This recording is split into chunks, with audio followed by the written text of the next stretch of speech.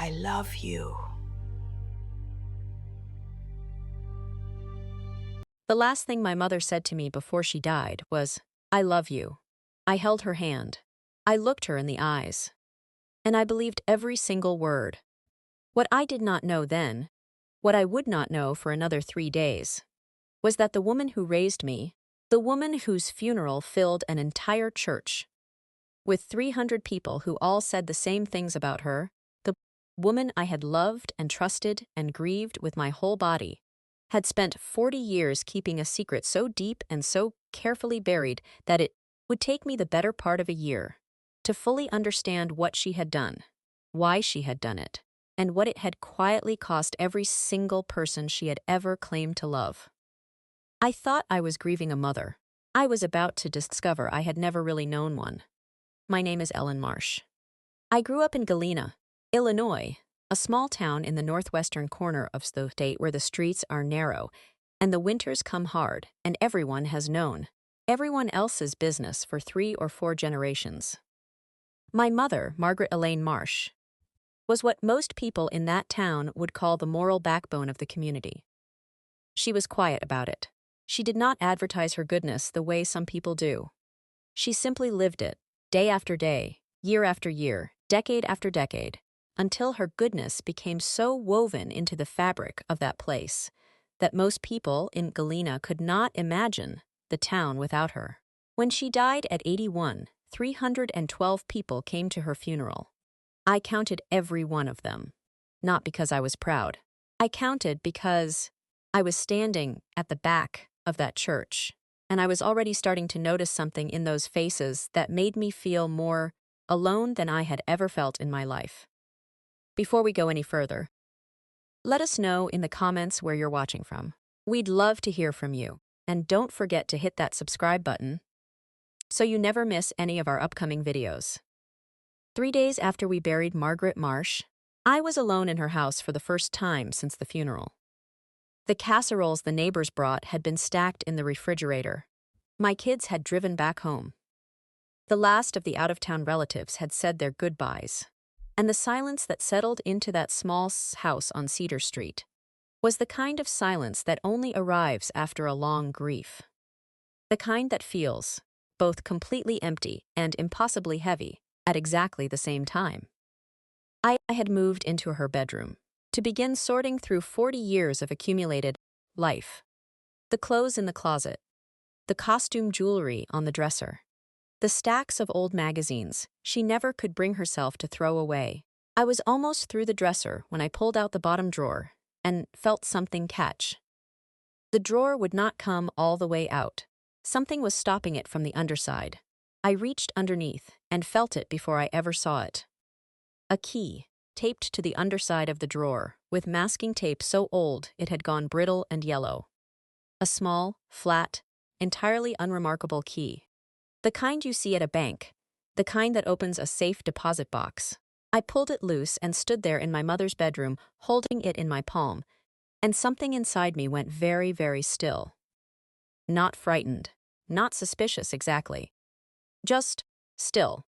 The way you go still when some part of you already understands something that the rest of you has not yet caught up with. I turned that key over in my hand for a long time. I thought about putting it in the trash.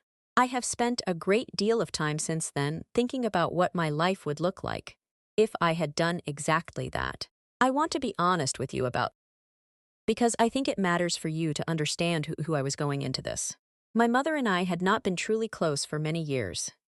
There was a distance between us, a particular kind of close that neither of us ever fully named, that had moved in gradually over decades, and that we had both, by some unspoken agreement, decided to simply live around rather than examine. I had always blamed myself for it. I had always assumed that whatever was broken between us was something I had done or failed to do, that I had not been patient enough, or present enough, or forgiving enough of whatever quiet failings a mother is allowed to have. For 30 years, I carried that blame like it was mine to carry. I would keep carrying it for exactly as long as it took me to drive 40 miles east to a bank branch I had never once visited in my life, lay that key on the counter, and sit alone in a back room with a metal box I had never known existed. What was inside that box does not just answer questions I already had. It asked questions I had never thought to ask, questions that would pull me into records offices and courthouses, into the files of a Chicago lawyer who had been holding secrets for decades, into the memory of an elderly neighbor who went pale the moment I spoke a name she recognized, questions that would lead me to a care facility 2 hours outside of Galena, to a visitor log stretching back 40 years, to a room where a man sat in a chair by a window with my mother's eyes in his face and her hands folded in his lap. A man no one in my family had ever mentioned. A man my mother had apparently been driving 2 hours to visit every single month for my entire life. I did not know his name. I had never known he existed. He was my brother. But I am getting ahead of myself. Because before I ever got to that room, before I ever drove to that facility or sat across from that lawyer or knocked on a door, I was terrified to knock on. I was standing in a bank, in a town I barely knew, sliding a key into a lock and lifting the lid on a metal box.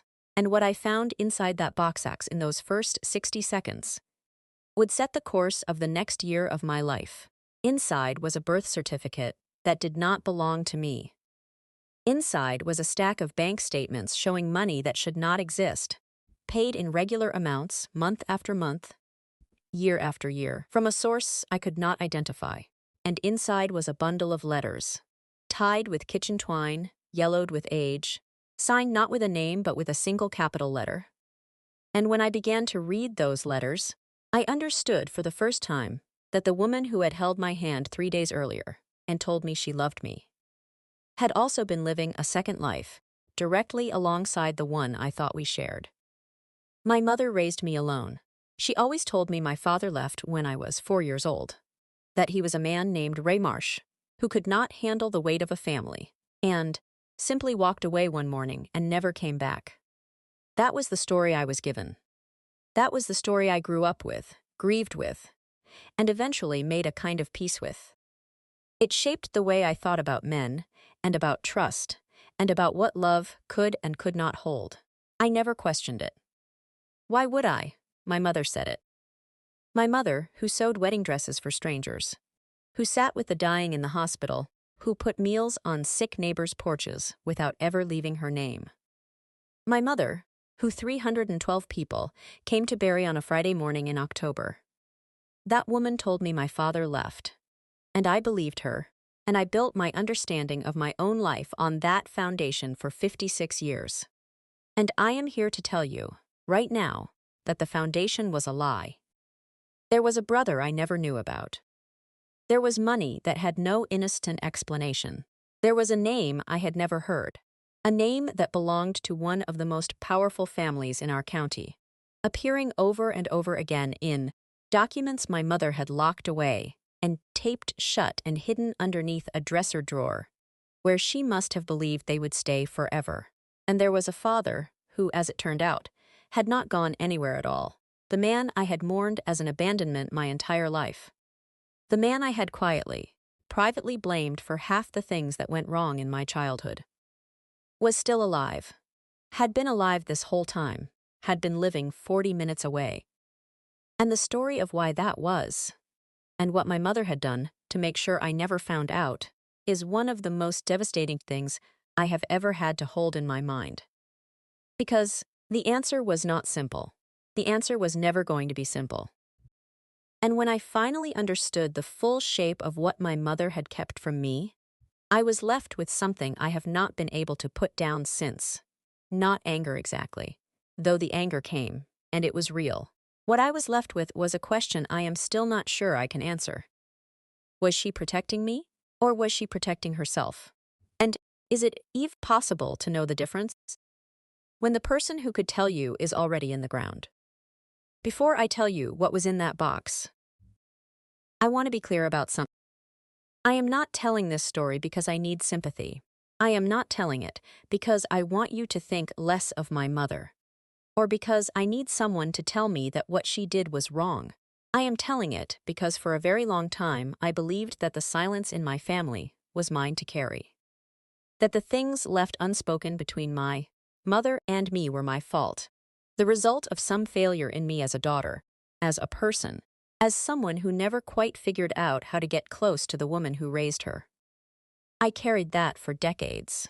And I think there are people watching this right now who know exactly what I mean, who have sat across from their own mothers at a kitchen table and felt the presence of something enormous and unnamed between them, and simply decided not to reach for it. If that is you, I need you to stay with me. Because this story is also about that. There are 3 things I needed to find out, 3 questions that came out of that box in that bank room. And that would eventually consume the next 11 months of my life. The first question was about a name on a birth certificate. A boy named Daniel, born 4 years before I was, to a mother named Margaret Marsh, and a father left entirely blank. I had no cousins by that name, no family friends, no one who had ever once mentioned that name in connection with my mother. And yet there it was. A birth, documented and official, belonging to a child my mother had apparently brought into the world, and then removed from every conversation she ever had for the rest of her life. The second question was about money, where it came from, who sent it, and why my mother? A woman who raised me in a house with cracked window frames and a furnace that died every February, had been quietly receiving it for 40 years. The third question was about my father, Ray Marsh, the man I had been told walked away from us when I was 4 years old. I had made a kind of peace with that story a long time ago. Most children of absent fathers eventually do. You build a scar over the wound and you learn not to press it.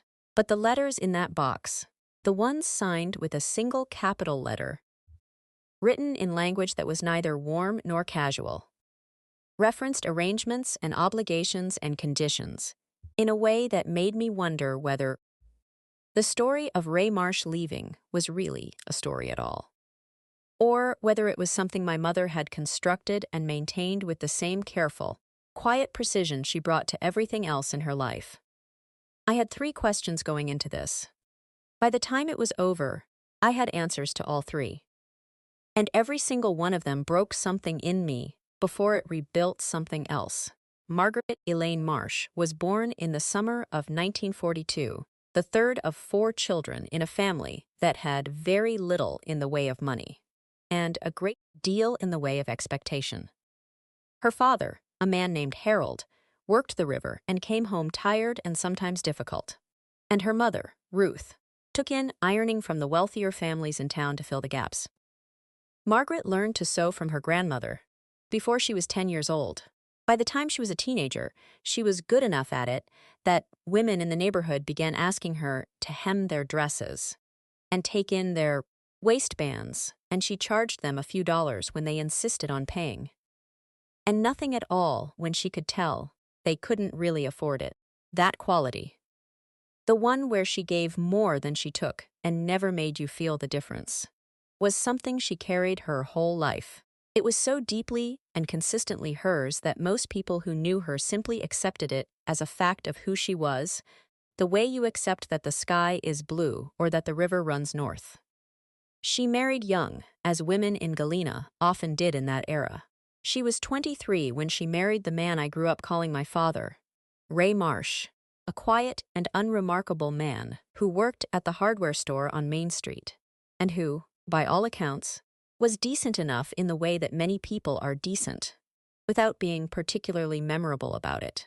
They lived in a small house on Cedar Street that Margaret would live in for the rest of her life. I was born when she was 26, and when I was 4 years old, on a Sunday morning in early spring, Ray Marsh packed a bag, walked out the front door, and did not come back. My mother told me he had left us. She said it simply and without apparent devastation, in the way she said most difficult things. Calmly, quietly, as if she had already made peace with it before she had to explain it to anyone else. I believed her then. I had no reason not to. And the version of Ray Marsh I grew up with, the man who could not handle a family and simply walked away, was the only version I ever had. What I knew of my mother's daily life in the years of my childhood was this: she worked, she sewed, she cooked, She cleaned. She attended Mass every Sunday without exception, and sat in the same third-row pew on the left side of the aisle for over 50 years. She was friendly with her neighbors in the way of a woman who genuinely liked people, but who also maintained at all times a certain careful distance. She listened well and spoke carefully, and never, as far as I can remember, lost her temper in front of me. She was not an affectionate woman in the physical sense, not a hugger, not a woman who said, "I love you," casually or often, but she showed up. She was always there.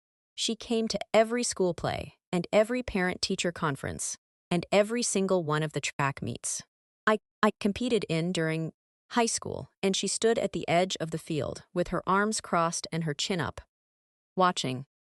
And I used to think that expression on her face was pride. I think now that it may also have been something else entirely. Something closer to relief. The relief of watching someone she loved exist safely in a world that she had been quietly working for years to keep dangerous things away from. There was, as I said, one splinter in our relationship that I never could remove. When I was 16, my high school counselor told me I had the grades and the test scores to apply to the University of Illinois in Champaign, a school I had set my heart on for 2 years, a school that felt, to a girl from a small town in the northwestern corner of the state, like the beginning of a real life.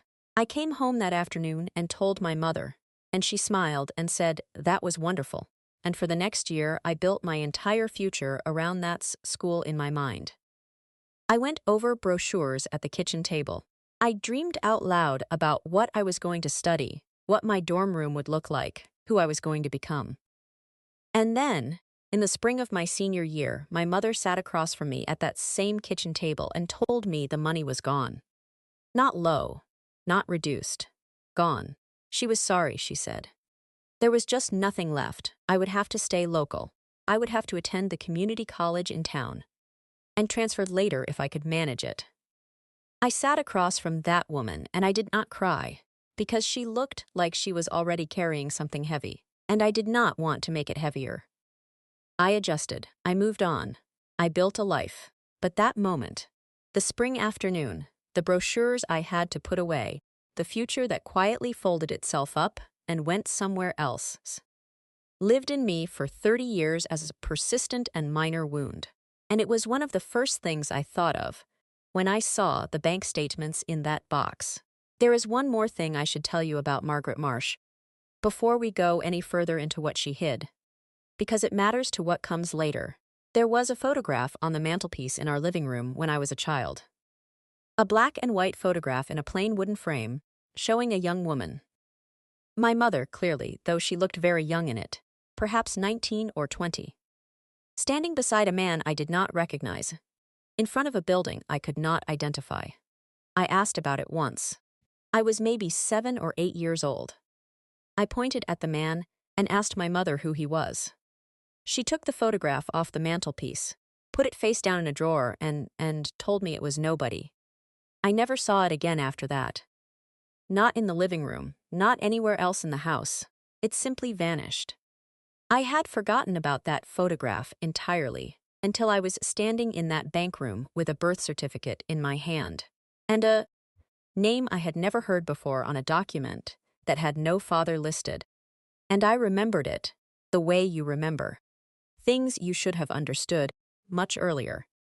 That the man in that photograph had not been nobody at all. I want to take you back into that room at the bank. I want to describe it carefully because I have returned to it many times in my mind, and I think the details matter.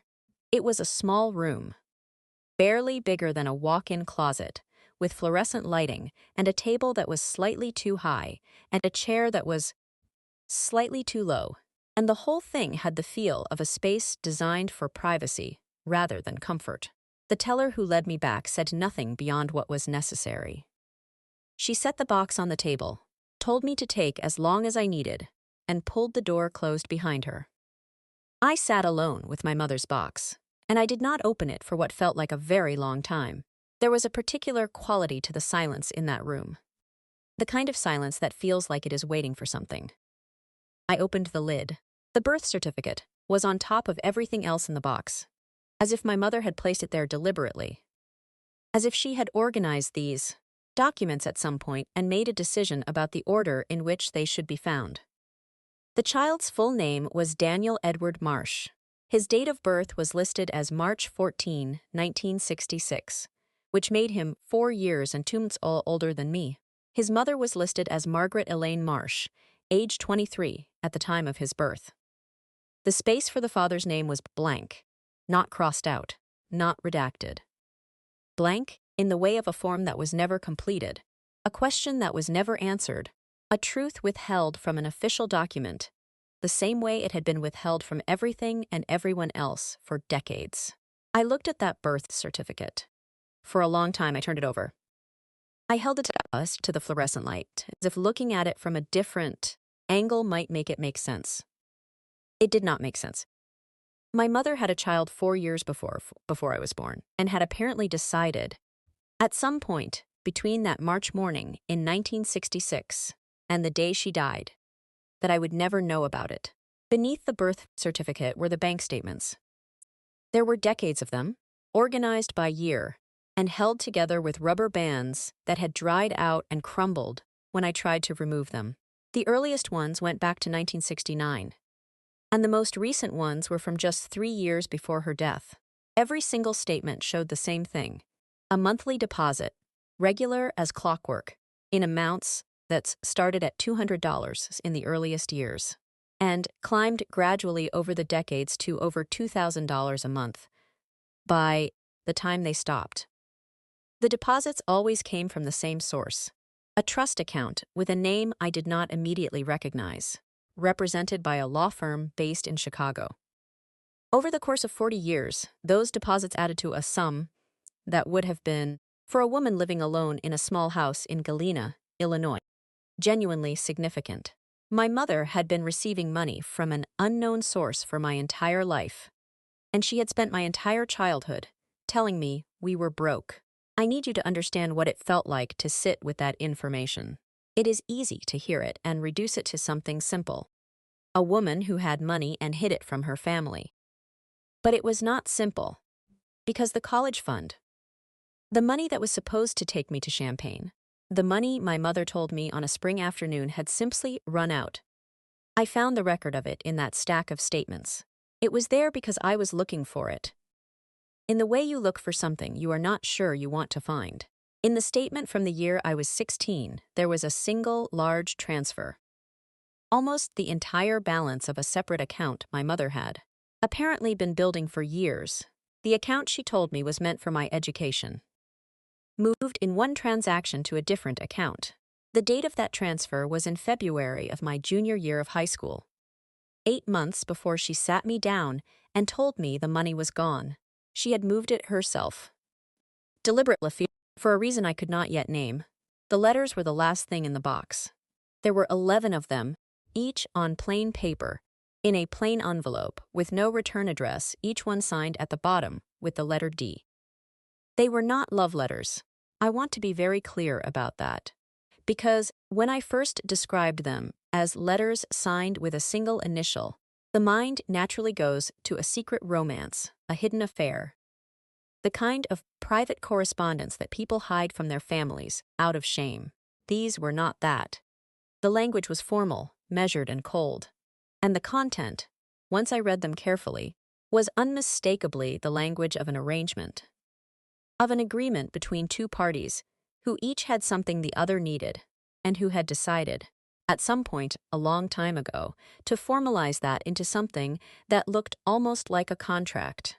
Several of the letters referenced payments and timelines. One referenced what it called a final settlement, and 2 of them, the most recent ones, contained a phrase that stopped me completely. The phrase was this: "As long as your daughter remains unaware, the arrangement holds." I drove home from that bank in a state I am not sure I have words for. It was not quite shock, and it was not quite grief, and it was not quite anger, though it contained elements of all 3. It was more like the feeling of standing in a room where all the furniture has been moved slightly. Nothing is gone, but nothing is quite where you expected it to be. and the effect is deeply disorienting in a way that is difficult to explain to someone who has not experienced it. I made myself a cup of coffee when I got home. I sat at my mother's kitchen table, the same table where she had told me the college money was gone, the same table where we had eaten 1,000 dinners in mostly comfortable silence.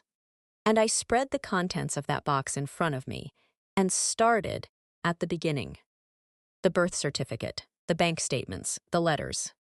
I read everything twice, and then I got out a notepad and wrote down 3 questions, because I have always been a person who thinks more clearly when she writes things down. Who is Daniel? Where did this money come from? And what actually happened to Ray? I started with Daniel because the birth certificate was the most concrete thing in the box. A document with a name and a date and a government seal, something I could pursue through official channels. I called the county records office the next morning and explained that I was trying to locate information about a Daniel Edward Marsh, born March 14, 1966, in Joe Daviess County. The woman she spoke to was pleasant and unhelpful, in the way of people who work in bureaucracies and have learned to be both at once. She's from the record existed in the system. She told me what I could access would depend on a number of factors she outlined in considerable detail. I thanked her and spent the rest of that day making phone calls. To the state records office, to a legal aid line, to a genealogy service a friend had recommended. I was told in various ways that finding a person from a single birth record was possible, but not fast. I was told there were processes. I was told to be patient. I was not patient. I went back to the bank statements and started looking more carefully at the money going out. My mother had been making monthly transfers to a different institution for decades. Not the Crane Trust payments coming in, but her own payments going out to an account I could not identify by name from the statements alone, only by routing number. I spent an afternoon tracing that routing number through every directory I could find, and what I eventually got, after 2 days and one very helpful bank employee, who was probably not supposed to be as helpful as she was the name of the receiving institution. It was a long-term care facility for adults with cognitive and developmental disabilities, located in a town called Mount Carroll in Carroll County, 2 hours southeast of Galena. My mother had been making monthly payments to a care facility for 40 years. To a facility that, as far as I could tell, housed a man named Daniel. She had not abandoned him. She had been paying for him, quietly and consistently, for his entire life. I drove to Mount Carroll on a Wednesday afternoon in November.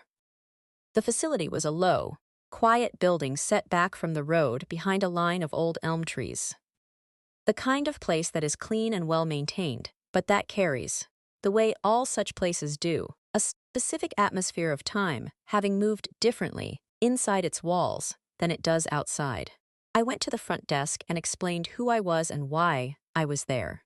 And the woman listened carefully and then told me, politely but firmly, that she could not confirm or deny whether any individual was a resident there, without proper documentation of my relationship to that person. I told her that the person I was looking for was a man named Daniel Marsh, that I believed he was my brother, and that my mother, the woman who had been making payments to this facility for 40 years, had died 3 weeks ago. The woman's expression shifted in a way I noticed, but could not fully read. She told me she would need to make some calls. She asked me to wait in the lobby. While I was waiting, I walked to the window that looked out onto the parking lot, and that was when I saw her, Margaret Petrosky. Mrs. Petrosky, who had lived 3 houses down from my mother on Cedar Street for over 40 years, who had come to the funeral and pressed both my hands, and told me Margaret was with the angels now.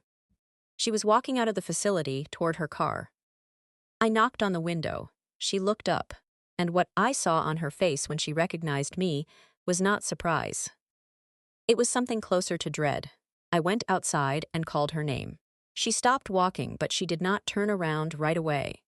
And when she finally did, she looked at me with the expression of someone who has been caught, holding something they were not supposed to be holding, and is now trying to decide how much of it they are willing to put down. I asked her if she knew about Daniel. She looked at the ground. I asked her again.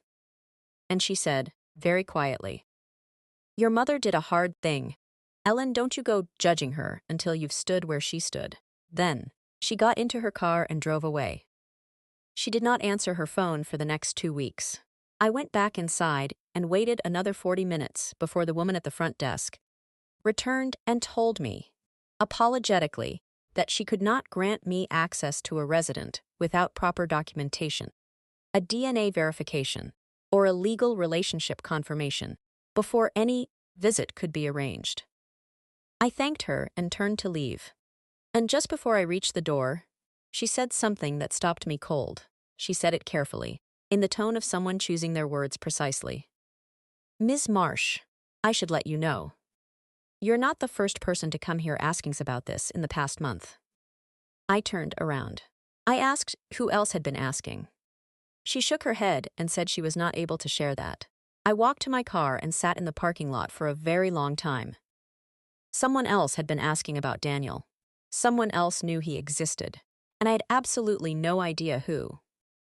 I want to tell you about those letters, again, because I did not fully understand them the first time I read them.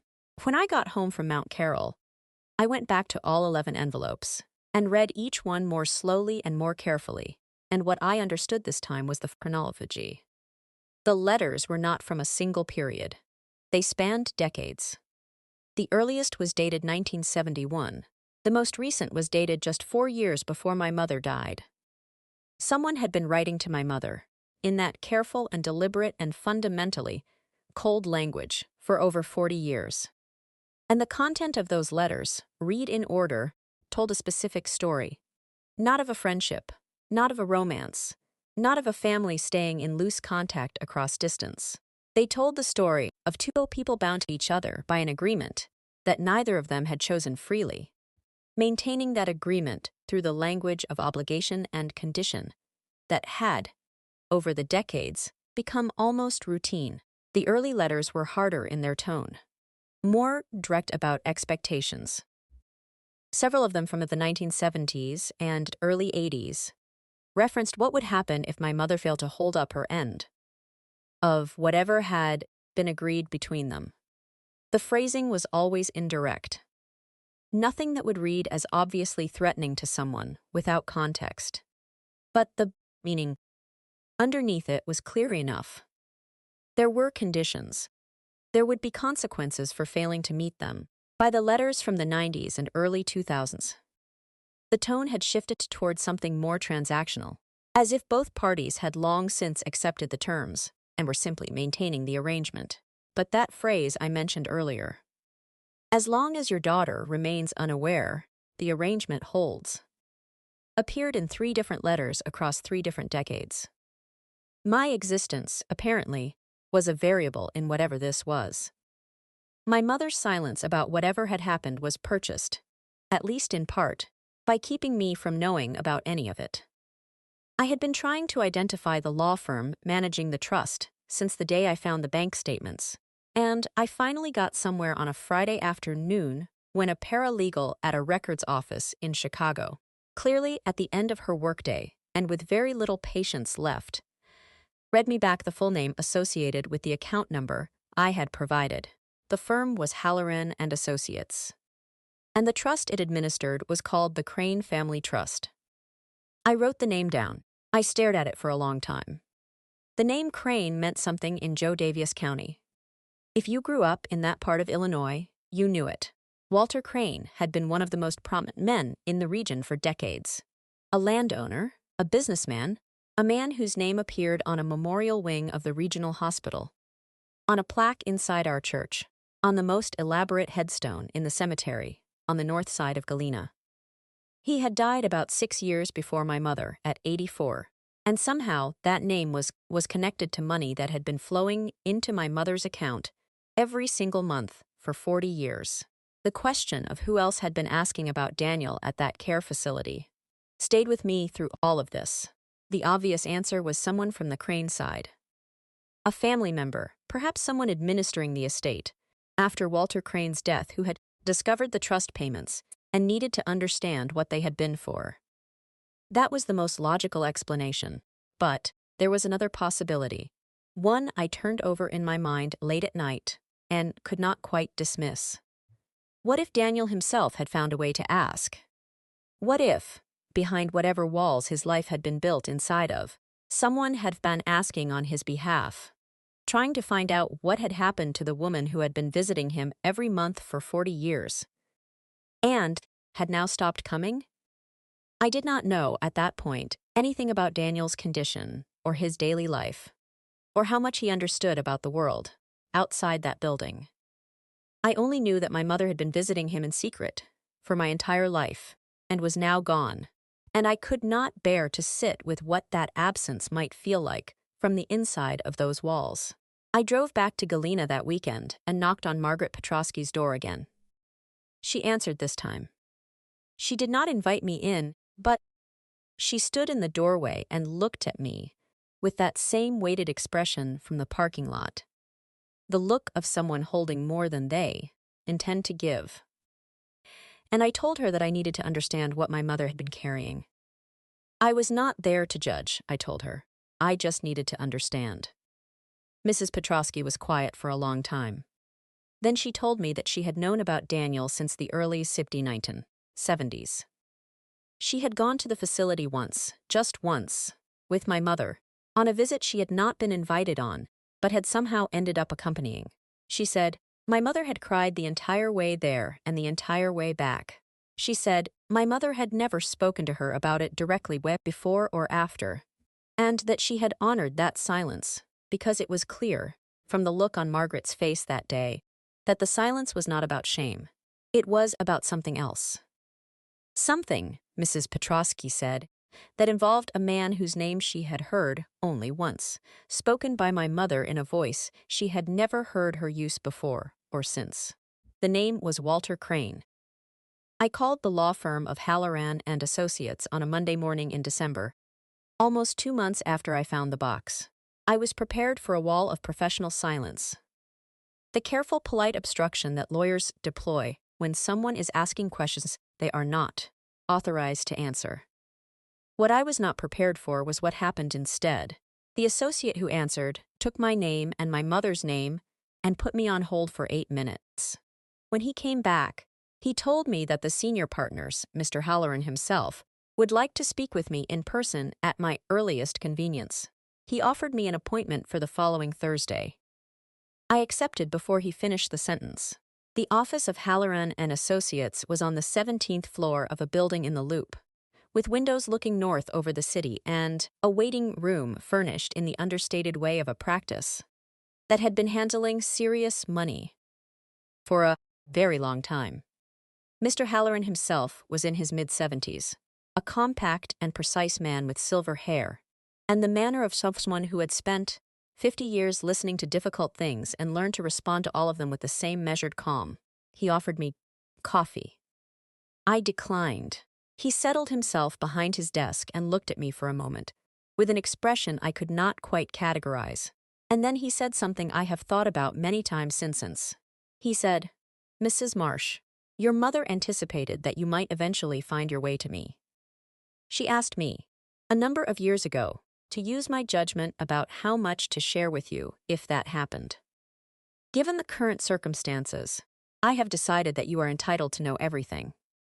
What Mr. Halloran told me, over the course of 2 hours, rearranged the entire architecture of my life. He began with the simplest fact, stated without preamble, in the tone of a man delivering a difficult diagnosis. Ray Marsh was not my biological father. The man I had grown up with as an absence. The man I had mourned in the abstract for 50 years, whose departure I had privately believed said something about my own worth as a child, had never been my father in anything other than a legal and nominal sense. My biological father was Walter Crane. Mr. Halloran said the name, the way you say a name when you are not sure how the person across from you is going to receive it, carefully, with a pause afterward to let it settle. I sat in that chair and said nothing for a very long time. Then I asked how. He told me. Margaret Marsh had met Walter Crane in the summer of 1965 when she was 22 years old and working as a waitress at a supper club outside of town that Crane frequented. He was 35 at the time, married, and a man who was accustomed, as Mr. Halloran put it carefully, to getting what he wanted. What followed between them was not a love affair, in any sense that my mother would have recognized. It was a situation, a word Halloran used more than once, characterized by a significant imbalance of power, and a significant imbalance of what each of them stood to lose if it became known. When my mother discovered she was pregnant with Daniel in 1965, and then again with me 4 years later, the Crane family's response was what it had apparently always been when Walter Crane created situations that needed managing. They brought in their lawyer, they structured an arrangement, and they made sure my mother understood clearly what her options were and what each of those options would cost her. What my mother agreed to, in exchange for the monthly payments that would continue for 40 years, was the following. She would not name Walter Crane as the father of either child in any legal document or public forum. She would not seek paternity establishment or child support through the courts. She would not contact the Crane family outside of the established channels. And she would maintain, for the duration of her life, a private life that did not attract attention to any of these facts. In exchange, she would receive monthly support sufficient to care for herself and for Daniel. The arrangement was extended when I was born. It was documented. It was signed. It had been handled by Halloran and Associates, the Crane family's firm, for 3 generations. And it had held, Mr. Halloran told me, because my mother had held it. For 40 years, through whatever it cost her, Margaret Marsh had kept every term of that agreement, without exception. I asked him about Ray. He was quiet for a moment. Then he told me that Ray Marsh had been, as he put it, a practical solution to a social problem. A man my mother had known from town, a decent and agreeable man who was willing, in exchange for a sum paid to him at the time of the arrangement, to marry Margaret and give her children a surname and a presentable family story. Ray had not been coerced. He had agreed to it. He had lived in that house on Cedar Street with my mother and with me for 4 years. And when the terms of his role had been satisfied, he had done what he had apparently agreed to do at the very beginning. He had left quietly, without drama, and my mother had told me he was gone. And between the two of them, they had maintained that story so effectively that I had never once questioned it. I sat across from that lawyer and thought about the morning. I was 4 years old, and my father walked out the front door with a bag in his hand. I had no memory of that morning, but I had spent 50 years living in the aftermath of it. And the aftermath, it turned out, had been arranged in advance. Mr. Halloran paused before he continued. He said there was something I needed to understand about Walter Crane before I made any decisions about how I felt about what my mother had done. He said the arrangement she entered into was not something she had done freely or from a position of any real power. He said Walter Crane was, in the careful language of a lawyer describing a man 6 years dead with family members, still living, a man who did not respond well to not getting what he wanted. He said that in the years after my mother signed that agreement, there had been moments, he did not elaborate on what kind, when holding up her end of it had required things of her that were painful and costly. He said, the year the college fund transfer appeared in the bank statements had been one of those moments. And then, he said the thing that changed, again, the entire shape of what I thought I was understanding. He said, your mother was not paid to stay away from Walter Crane, Ellen. She was paid to survive him. I have thought carefully about how much to tell you about Walter Crane, because, in some respects, it is not his story that matters here. He is dead. He cannot be held accountable by anyone, and I am aware that members of his family still live in that county, and carry his name, and had nothing to do with what he did. But I also believe that you cannot fully understand what my mother did and why she did it, without understanding the specific gravity of the position she was in at 22 years old, pregnant, alone, and sitting across from a man and his lawyer in a room arranged to make sure she understood exactly how little power she held. So I'm going to tell you what I found out about Walter Crane. Not everything, but enough. He had done this before. That was the first thing I understood when I began to look carefully. And through channels I will not describe in detail. The arrangement with my mother was not the first time the Crane family had found it necessary to manage a situation involving Walter and a woman who had significantly less money and social standing than he did. There were at least 2 other instances I was able to verify through public records, both of them settled quietly and completely. Both of them involving women who had been in some kind of services role and who had, after a period of time, ceased to appear in any further record connected to the Crane name. I do not know what became of those women. I hope they were simply paid and left in peace. But the pattern was clear. Walter Crane was a man who operated with the confidence of someone who had never once suffered a real consequence for anything he had done. When my mother was 22 and pregnant with Daniel, and sitting in a lawyer's office, she had no one in her corner. Her parents were not people who could take on the Crane family. She had no money for a lawyer of her own. She had no network of support that could absorb what would happen to her reputation in a small town in 1965. If it became known that she was pregnant by a married man of considerable standing. She had one option, as far as she could see, and that was to sign the agreement and accept the terms and build something out of the life it allowed her. And she did. She built that life carefully and consistently, and with the kind of determination that I now understand, was not simply her character. It was the discipline of a woman who had agreed to hold a very specific shape under pressure for a very long time and could not afford to crack. Daniel had been born with complications that became clear in his first months of life. Developmental and cognitive challenges that required specialized care. Margaret could not have managed alone in a small house on a waitress's salary. The care facility in Mount Carroll, which accepted him at the age of 3, was funded primarily through the Crane Trust payments. My mother had not given Daniel away in the sense of abandoning him. She had placed him in a facility that could provide what she could not, and she had driven 2 hours each way, every month, for 40 years, to sit with him for an afternoon. She had maintained those visits in total secrecy, not telling me, not telling anyone beyond Mrs. Petrosky's single accidental instance. She had carried that boy in her heart for 4 decades, in a silence so complete that the 300 people at her funeral had not the slightest idea he existed.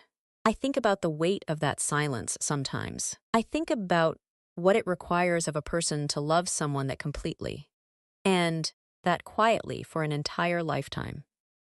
The college fund disappears in the February of my junior year of high school. I want to return to that, because it was the wound I had been carrying the longest, the one I felt most clearly, the one I had most privately blamed myself for.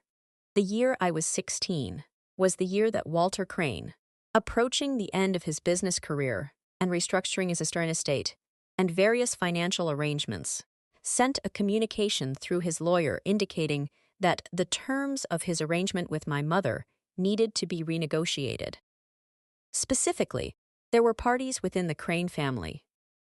Mr. Halloran was careful here, but the implication was a family member or heir who had begun asking questions about the trust payments, who were looking too closely at things Walter Crane did not want examined. The resolution to that problem required a final lump sum settlement funded by both parties. My mother's contribution to that settlement was the entirety of the education account she had been building for years. She paid it to make a threat go away. She paid it to keep Walter Crane's family from looking more closely at an arrangement that, if examined carefully, might put me in the orbit of people she had spent 16 years keeping me away from. She paid for my safety with my future. And then she sat across from me at the kitchen table and told me the money was gone, and she watched me put away the brochures for the University of Illinois. And she said nothing, because saying anything meant telling me about Crane, and telling me about Crane meant handing her 16-year-old daughter a truth that could destroy everything she had built to keep that daughter safe. I want to be honest with you about what happened inside me in the weeks after my meeting with Mr. Halloran, because the honest version matters more than the clean version. I had come into that office angry. I had spent 2 months building a case against my mother in my mind. The lies, the hidden money, the brother I never knew about, the father who was never real. And by the time I sat across from that lawyer, I had assembled it all into something that felt coherent and conclusive. She had deceived me. She had taken from me. She had kept a brother from me, a father from me, a school from me, and an entire true history of my own life. That was what I believed. That was what I was holding when I walked in. And then Mr. Halloran talked for 2 hours.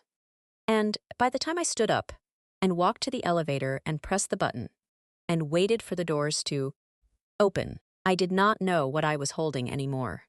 I only knew it was heavier than it had been before. And that whatever it was, I did not have a name for it yet. There was one letter left in the bundle that I had not fully read when I was in the bank room. I had glanced at it, noticed it was addressed differently from the others. Not to my mother, but written in her own handwriting, in an envelope that had been left unsealed and placed back with the rest. And I had set it aside intending to come back to it. I came back to it on a Sunday evening in January, 4 months after I found the box, and 2 weeks after my meeting with Mr. Halloran. I spread it open on the kitchen table and read it twice. It was a letter my mother had written, or begun to write, to Ray Marsh. It was undated. But something about the paper and the ink told me it was not recent. There were places where she had pressed hard with the pen, and places where the words were lighter and more uncertain, as if she had stopped and started several times before committing to what she wanted to say. The letter was not long, but 2 phrases in it would not leave me for weeks afterward. The first was, "This has to be the last of it, Ray. Gone for good this time." The second was, "After this, no one will go looking, and we can both finally be done." I had accepted, until that point, the version of Ray Marsh's departure I had been given as a child. A man who left, who made a choice to walk away from a family, who had gone somewhere and built a different life. Mr. Halloran had confirmed that Ray had left as part of the original arrangement, which had made his departure feel, if not less painful, at least more explicable. But this letter introduced something new. It was not the arranged departure of 1972. Something about the way my mother wrote about Ray, with the familiarity of a relationship that had continued in some form over years, suggested this was much later. And the language of finality in it, the phrase, "Gone for good this time," implied that whatever this was, had happened more than once. That Ray had gone and come back, and now needed to go again, more permanently. And the phrase, "No one will go looking," implied that the mechanism for making sure of that was already in place. I pulled every public record I could find for Raymond Douglas Marsh. I knew his date of birth from the marriage certificate among my mother's papers. Born in 1940 in Wisconsin, which would make him 83 if he was still living. There was no death certificate in Illinois. There was no death certificate in Wisconsin, or Indiana, or Missouri, or Iowa, or any of the surrounding states I thought to check. There was no obituary. There was no Social Security death record. There was, as far as I could determine through every avenue available to me, no official documentation that Raymond Douglas Marsh had ever died. I held that information and turned it over in my mind for a long time, because the absence of a death record for a man who had simply ceased to exist from public record after a certain date was either evidence that he was still alive somewhere, or evidence of something else entirely. Something I did not want to name directly, but that I could feel forming at the edge of my thinking like a shape in fog. Mrs. Petrosky's words came back here with a different weight than they had carried the first time. "Your mother did a hard thing, Ellen. Don't you go judging her until you've stood where she stood."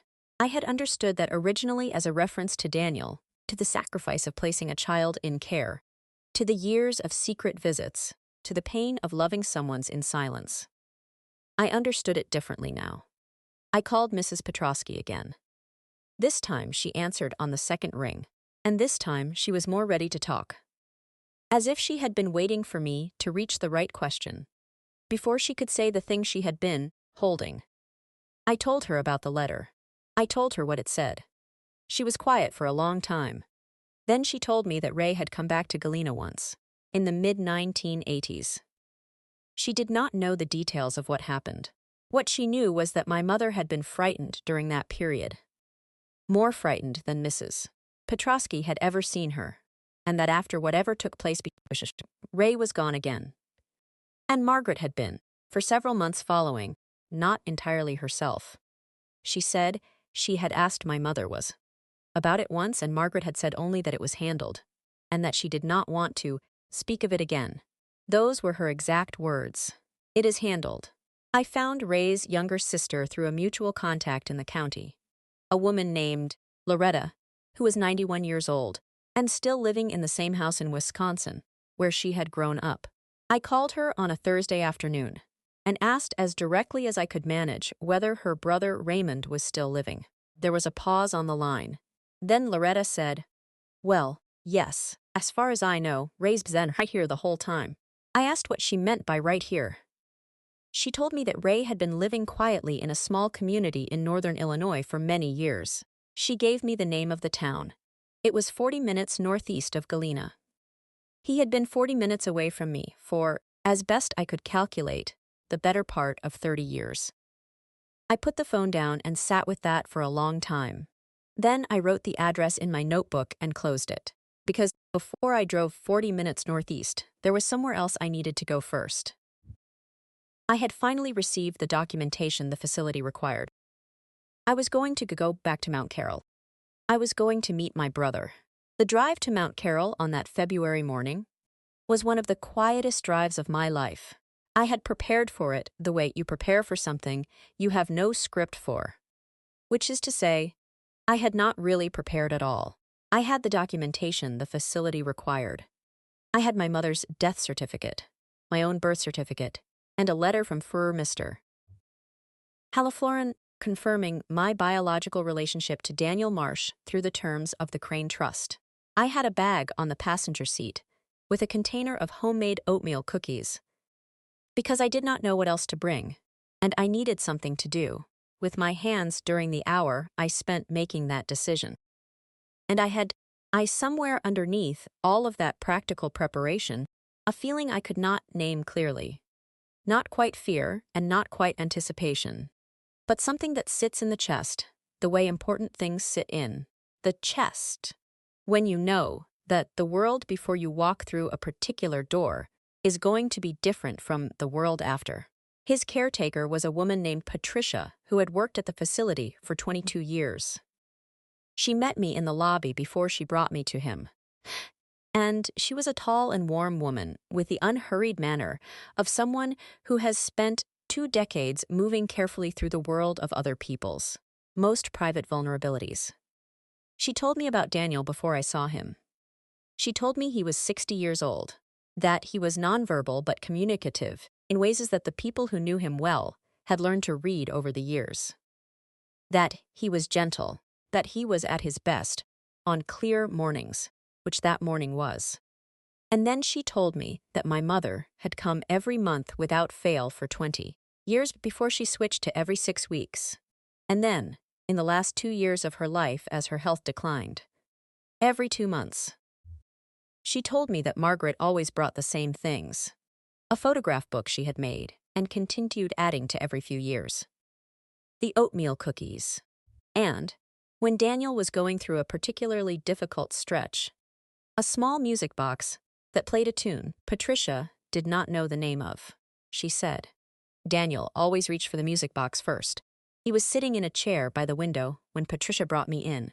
The room was clean and simply furnished, with personal items arranged on the shelves and window ledge, in the way of a space that someone had been made genuinely comfortable in over many years.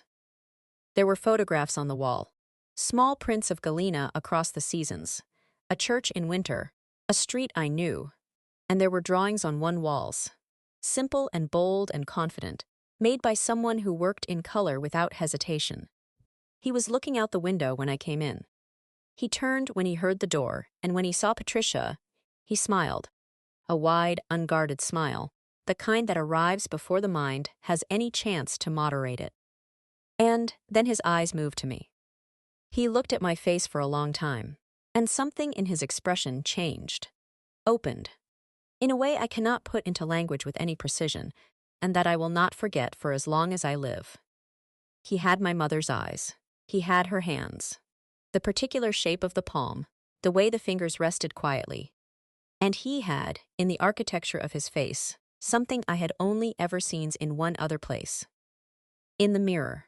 I am not, as a general rule, a sentimental person. I have made it through most of my adult life with what I would call a reasonably managed relationship to my own emotions.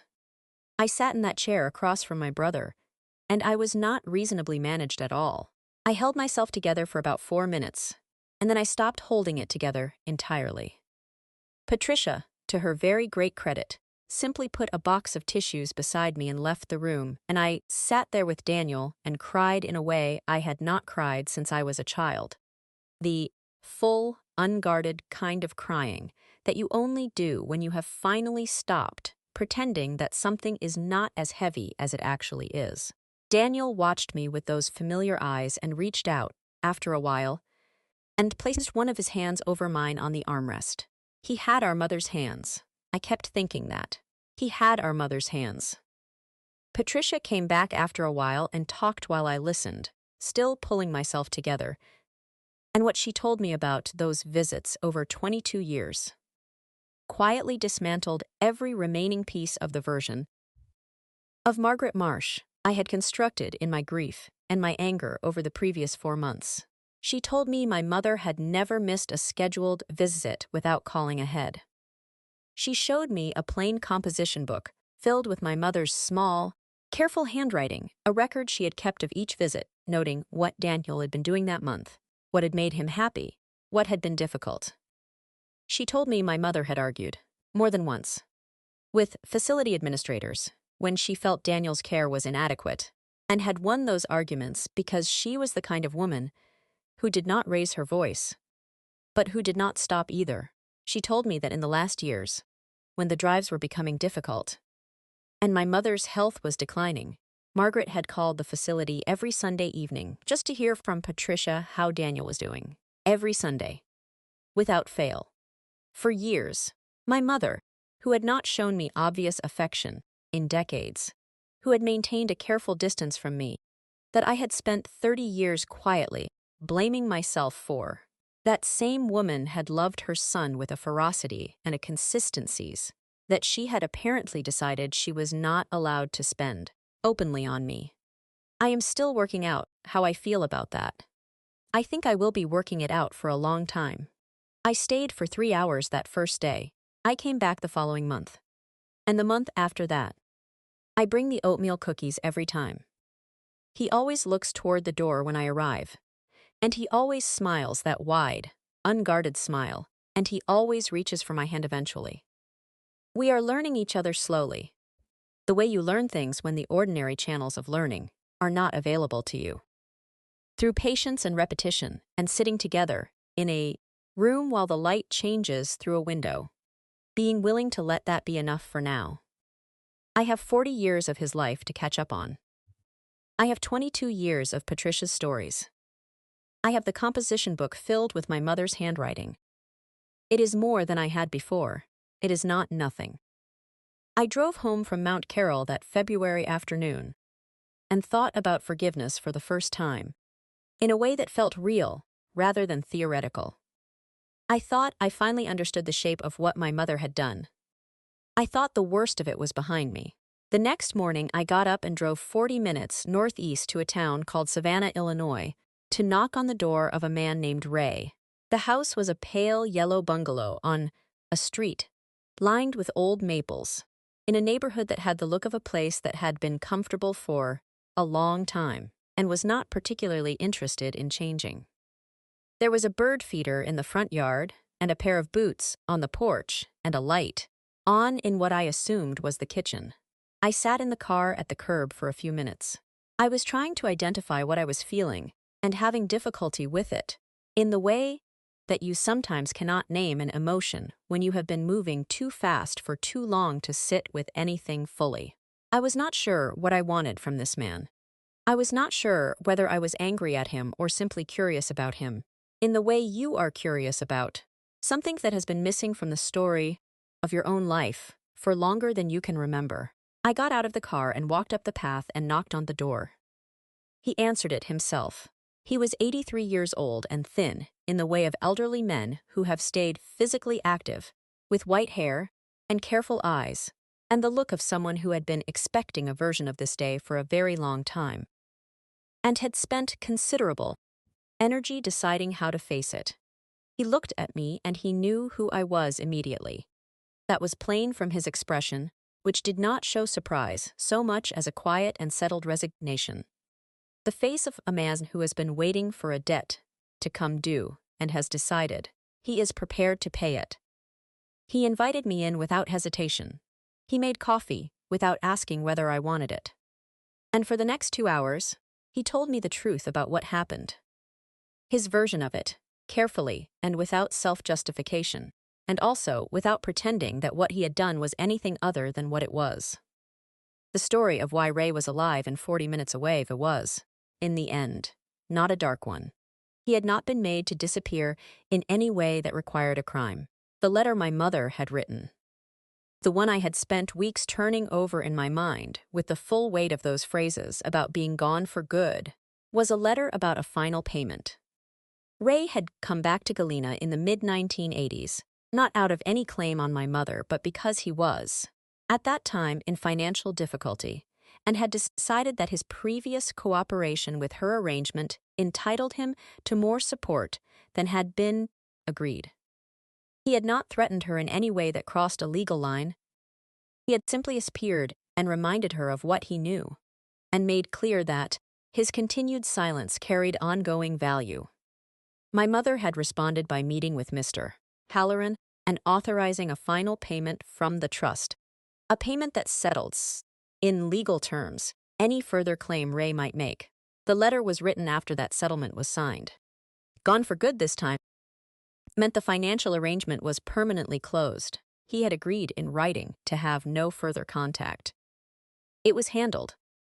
Those had been my mother's exact words to Mrs. Petrosky, and they were accurate. He had kept his word.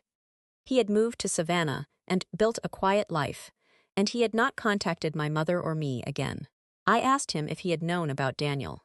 He said yes, not the full extent, not the details, but from the very beginning he had known there was a child before I was born who was in care somewhere. He said he had never asked beyond that. He said it was clear from the outset that my mother's children were the one thing she did not discuss, and the one thing that no part of any arrangement was allowed to touch. I asked him whether he had ever thought about me in all the years since he left. He looked at his coffee cup for a long moment. Then he said, "I thought about you more than I should have, probably, for someone who was not in a position to do anything about it." I did not know what to do with that answer.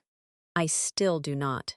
I put it in the same place I have been putting a lot of things from this year, in a part of my mind that is not finished with them yet and may not be for a long time.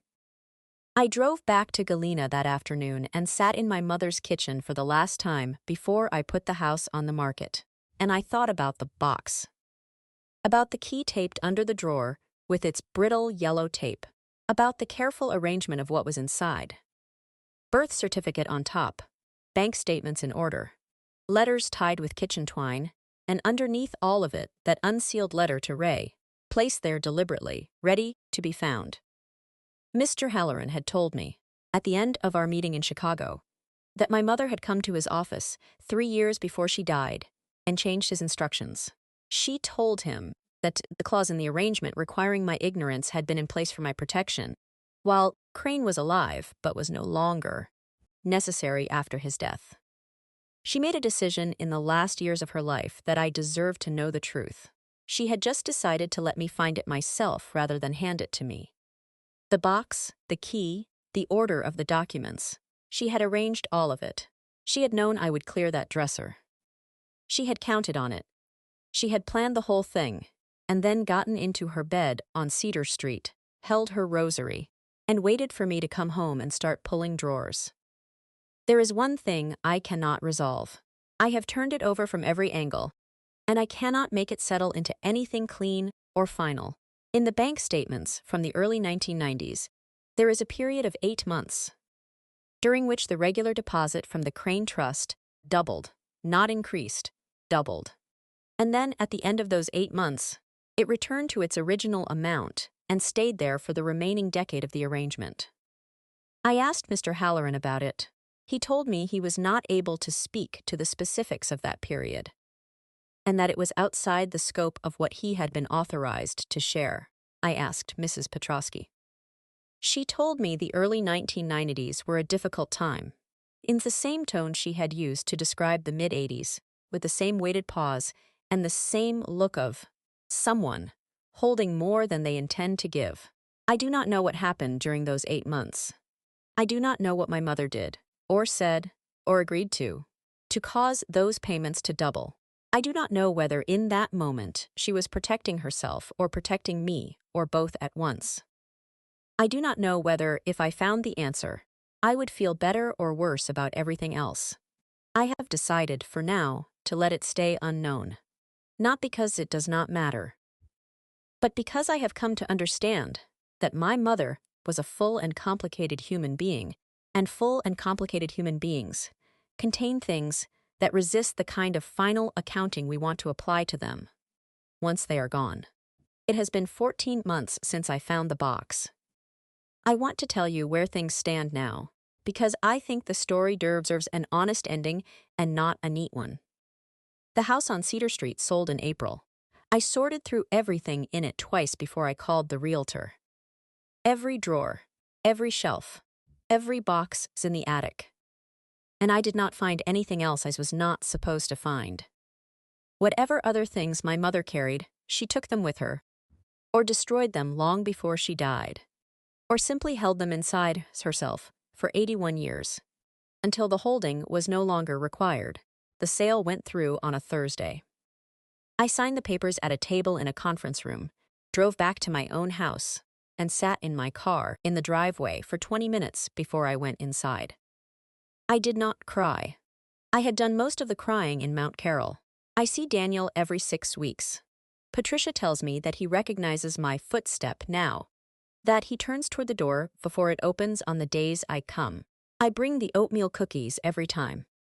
I sit with him by the window for the afternoon, and I tell him things about my week in the way you tell someone things when you are not certain how much they are following, but you are absolutely certain, somewhere in your bones, that the being told matters regardless of how much lands.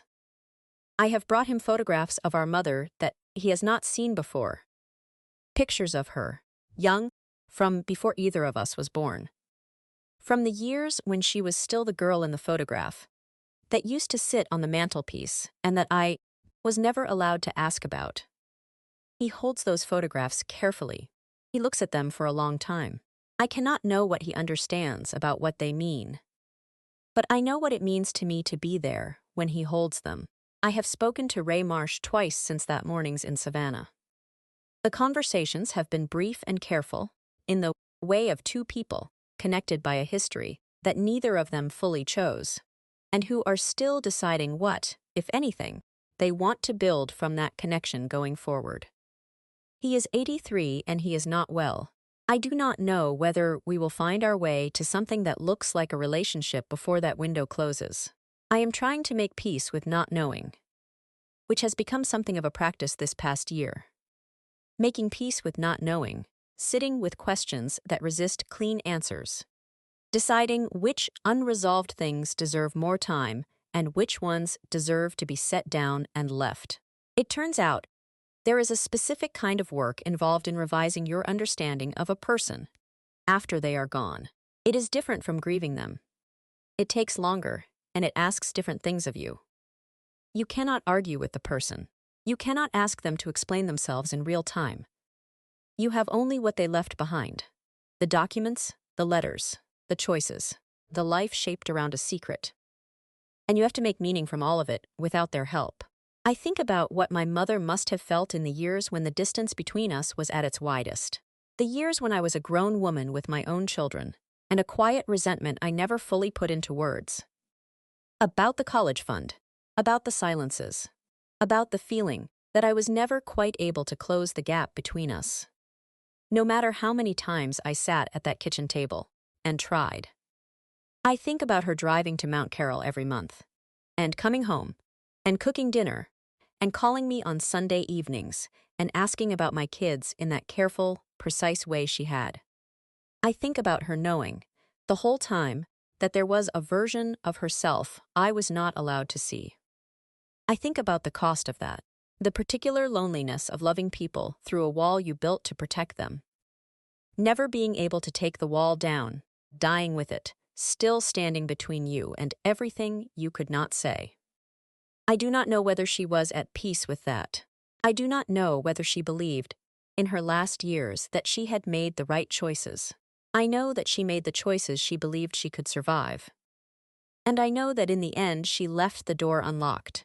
She left the key where I would find it. She made sure, in her own careful and indirect way, that the truth would eventually reach me, whether that was love or control. Whether the difference between those two things can always be seen clearly from the outside is something I have stopped trying to answer definitively. What I know is this: my mother was not the woman 312 people came to bury. She was not the saint in the third row pew. She was a 22-year-old girl who found herself in an impossible position and who made a series of decisions over the following 4 decades that he paid for quietly and in full, who loved 2 children in the only way she believed was available to her, and who died in the same bed she had slept in for 40 years, with her rosary in one hand and my hand in the other. She told me she loved me. I know now that she meant it. I also know now that love in her life had been bent and compressed and rerouted by years of circumstances I was never there for and could not have imagined.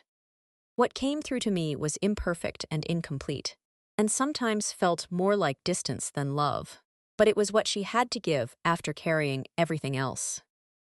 And I am still deciding whether that is something I can hold without bitterness. Most days, I think I can. Some days are harder than others. So I will leave you with the question I have been sitting with for 14 months. Not whether my mother was a good person. I have decided that is not a useful question, and probably not one that applies cleanly to any full human life. The question I am sitting with is this: when someone does a wrong thing for a reason that is real and a love that is genuine, and the person they love is the one who ends up paying the price, is that a betrayal? Or is it something else? Something that lives in the complicated space between sacrifice and selfishness, where most of the truly difficult human choices seem to end up, a space we do not have an easy word for and may never find one. I do not know the answer. I am not sure the answer exists in a form I would recognize if I found it. But I believe it is worth sitting with. I believe the people we love deserve the effort of sitting with it, even when it is uncomfortable, even when it does not resolve. Tell me what you think in the comments. I mean that genuinely. This is not a question I am asking for any reason, other than that I have been carrying it alone for over a year and I would like some company with it. Tell me what you would have done. Tell me whether you would have forgiven her. Tell me whether you think she was protecting me or protecting herself, or both at once, or something else entirely that neither of those words quite covers. I read every single comment. On this one, I will read them twice, and if this story stayed with you, if you found yourself somewhere today thinking about your own mother, your own family, the things that were never said at the tables you grew up around, please subscribe